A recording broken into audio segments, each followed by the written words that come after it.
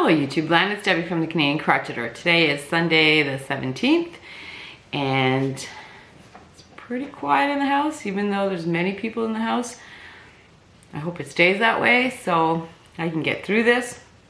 So I figured I'd get on here and show you what I've been up to because it has been about a week since I showed you what I've been making.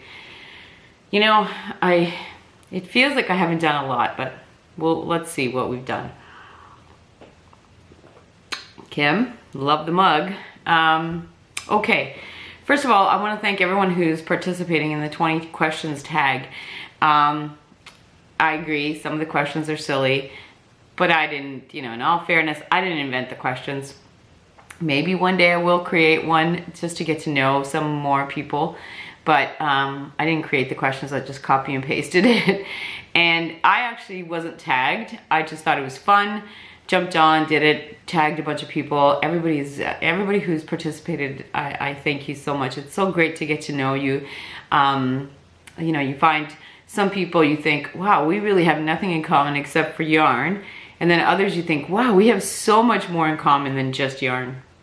So it's a lot of fun to get to know people. Yeah, so if you haven't been tagged, please don't wait. Just jump on the bandwagon like I did.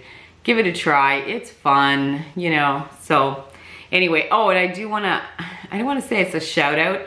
I want to call out somebody, Jackie from Hokking in Good Company. I just watched her today. Poor thing's been sick. But Jackie, if you're watching, I would love for you to do the 10 non-yarny things about me tag. That would be awesome. Jackie is, I think she's a fascinating creature. I would love to know more about her life. She sounds like she's had an amazing, full life. Anyway, Jackie, if you're watching, when you feel better, maybe you could do the 10 non-yarny things tag. That would be awesome. Anyway, let's see what I've been up to. First thing I've been up to. You guys all remember Gil the gnome? Hold on, It's a pattern that Karin at Happiness is Homemade just issued. I'll leave the link for that. And so this is the original one, made with a 3.5mm hook. Then I decided I'm gonna go up a little bit. I think this was 5 or 5.5, 5 maybe. So I made that one. And then I made a big one. Funny thing is, I'll talk about this in a little bit, but I've refound Joe's Web. She is fantastic. Now I know I was subscribed to her, but I wasn't getting up notifications, and I realized that there was many videos that I hadn't watched, so I've been watching her quite a bit lately, and she has a tendency to do this. She takes a pattern and then just makes it bigger using whatever yarn she feels like at the time. Anyway, I thought, oh, I could do that too, because I've said before, I'm sheep. Anyway, it's a great idea. So I made another one. Now this one, because it's blanket yarn, it's really, really stiff. So the hat was standing up on end and I wanted it to be a little curled. So I just put a couple of stitches in there to make it like stay that way. Anyway, I love the way he turns out. This is more my speed. The little things just, I don't know. These big things are good for me. So I love the way he turned out. He turned out great. And he's just using scrap Bernat blanket yarn. I loved him. I thought he came out really good. So Gil the gnome, and Gil stands for Grace, Isabella, and Liam, which are Karen's children. Awesome. So I'll leave the link for that pattern down below. Did that one. And then, do you all remember I was doing the diamond crochet hat by Moogly? I made another one. This one is using some leftover baby yarn. Honestly, can't tell you what it is, but it's got like a blue and white mixture. Really, really soft. It is a little big on me because I made the adult version, so it's big on me. But it's soft, it's baby yarn, it's awesome. It's gotta be like, I don't know. I don't even know what kind of yarn. I found it in the scrap pile. Which reminds me, Crystal is having a scrap bin giveaway, I so entered. I am all about scrap yarn and making scrappy projects. I hope I win so badly. But anyway, made that. And then someone suggested in the comments that I use 2 different yarns, one for the rigid, the trellis, and one for the underneath fabric. That's gonna be my next thing I do, next one that I make, because this hat, I'm addicted. I can't stop making it. I'm gonna try that in the next one, so to see what I come up with. So I made one of those. And then, do you remember this yarn that I was talking about? And I made the diamond hat, and I said it felt waxy while working with it. I threw the hat in the wash, and it's soft, soft, soft, except it fuzzed up like you would not believe. Look at that fuzz. So it actually looks like it's 10 years old. I'll wear it because I like it. I love the colors. And now it's so soft. Oh my goodness. But it is fuzzy. It is fuzzy. So I love this. So now I have a new appreciation for this yarn. So I think I might be making some more hats and just throwing them in the wash. I don't know if you can see that. It's like, it's hard to show you, but it's super fuzzy now. I don't know if you could even sell something like this. Like if I were to, you know, go to a vendor and see that, I probably wouldn't buy it, to be honest with you. But it is soft. So new appreciation for that yarn. Okay, and I think I mentioned before that my daughter's looking for some hot pads. And Kim, in the swap that we did, she gave me some cotton yarn and I made a hot pad. This is, I learned how to do this through Margaret Olander. She has a tutorial if I find it. It's older, but I'll leave the link for that. And it's just, you just keep going round and round, and then it turns into a square or a rectangle, depending on the size of your initial chain. I love it. I love it. She's gonna love it. The colors are great. So thank you, Kim, for the yarn. That was awesome. So that'll be going to my daughter. She wants a couple more. She has I think it's a marble counter. And so she's constantly putting things to protect the counter. So that's good. Then I made a scarf. I don't know where I was, Pinterest probably, and I came across this 1.5 hour chunky scarf with video. So I will leave the link for the pattern and the video tutorial.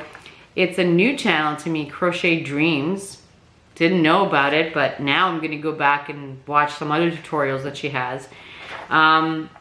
Really, and it really is 1.5 hours long, because you're using, oh wait, she uses number 6 bulky yarns and an 8mm hook. I used a 10mm and I didn't have number 6. So I used 2 strands of gray brunette premium. I don't have, oh yes I do. I have brunette premium, and this is, and I don't have any more left over to show you what the actual yarn looks like, but it's soft gray heather. It's just a plain gray brunette premium.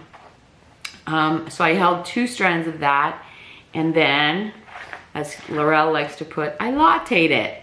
I had these lattes. This one is pepper ash. It's a really nice kind of creamy grays. And so I held, so it's essentially 3 strands, so 2 of the gray and 1 latte together. Now mine is not quite as long as hers because I ran out of gray, but, and then she tops it off with a pom-pom or 2 pom-poms. So this is what it looks like. So easy. Like you could do Christmas gifts like this. Like honestly, really easy.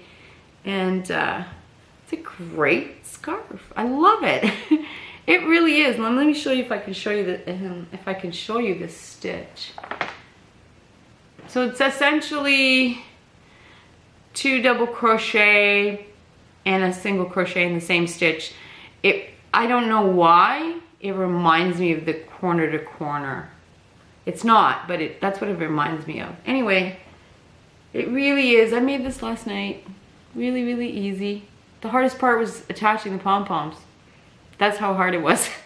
Really easy. So these would make great gifts. And they're soft. Now the gray, obviously, what's a soft acrylic, but the latte makes it even softer. Very fuzzy and gray. See, now that's the difference. So now this, because it's fuzzy, okay, you can see the fuzz, I would buy. But this, it's fuzzy, I would not buy. I don't know. Anyway, so I made that. I will leave the link for both the pattern and the tutorial. I'll show you hers, her version. It's free. She did it in yellow. Oh my goodness, it's like, I didn't have any yellow, but I would so rock this. Oh. Anyway, I made that. I'm sure I have a couple of girlfriends coming next weekend, so I'm sure this will walk out of the house. Okay, so I made that. Then I wanted to make, I've made a few other little things, but I can't show them. They are Christmas gifts for a few people that are watching. So, but I wanted to make this as a Christmas gift, and I'm not going to, because I'm not that pleased with it, to be honest with you. I wanted to do some kitchen towels. So I made this. Okay. It's a kitchen towel with a button, you know, you put it on the stove or wherever, I don't know. Okay, it's cute, but let me tell you, it was a pain. There were so many ends to weave. And so when you're doing this, you actually have to carry two balls of white, one on one side, one on the other, because it's too far to be carrying the white across the tree.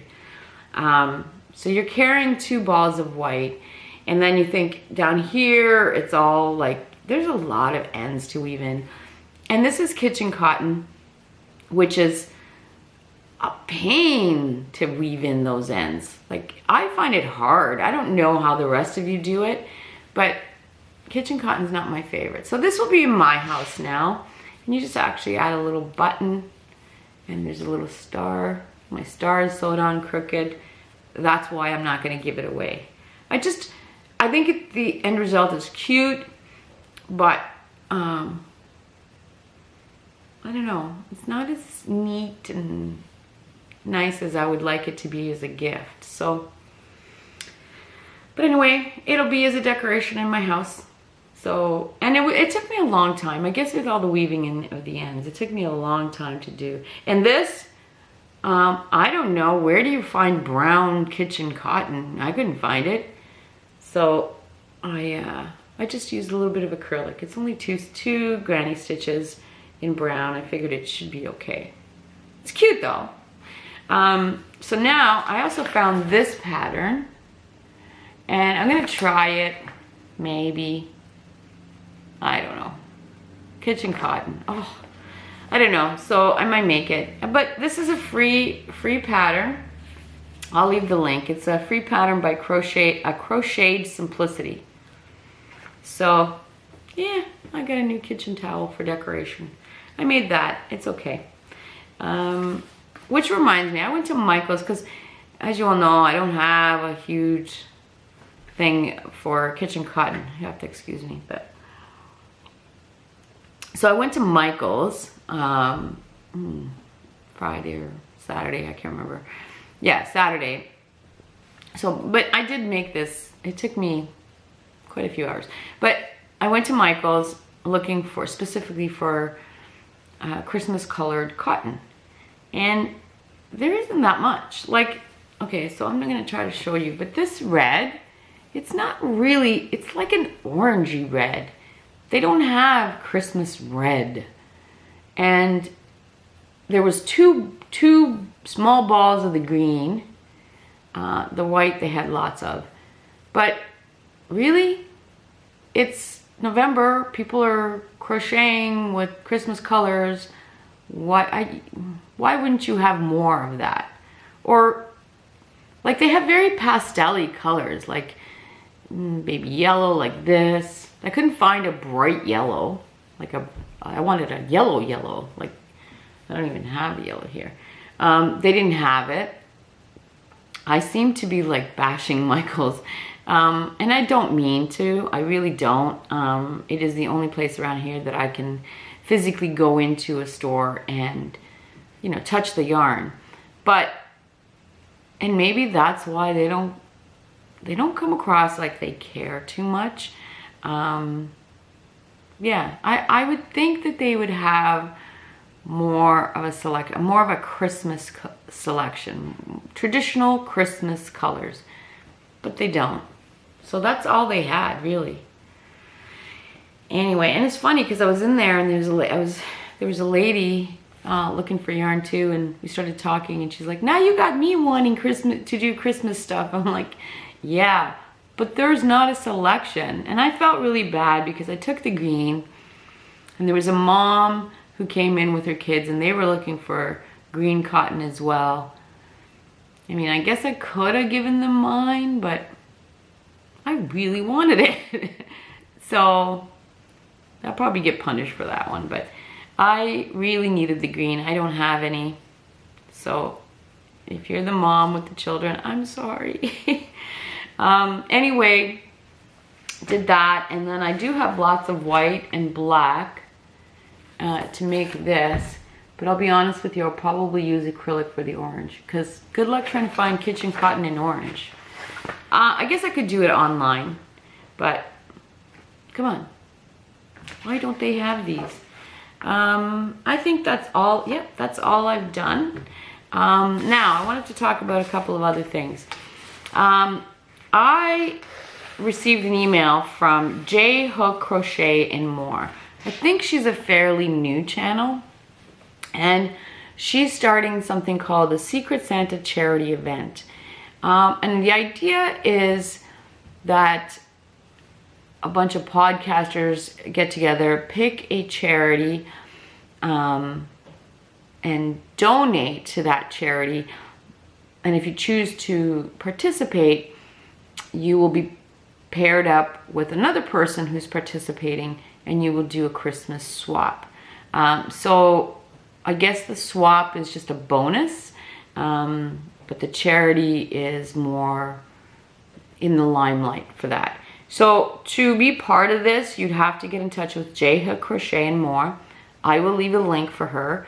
I myself am not participating only because I'm doing 2 other swaps for Christmas, and I'm sending out a couple of Christmas gifts as well. So the shipping in December is literally gonna put me in the poorhouse. So that is why I turned this down. But I think it's an amazing, amazing thing. And I might pick a charity to donate to. I already have a charity in mind. So if the funds are there, I might donate to this charity. And if I do, I will talk about it. But if you're, I believe it's just for podcasters. I'm not 100% sure.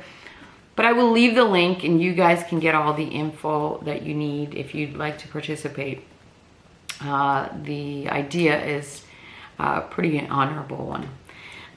Okay, what else? And then the other thing I want to talk about is the meetup that Rosie over at Nonna's Stitching Lounge is putting together. I believe it's at April 18th, which is a Saturday, and it's in Niagara Falls, Canada.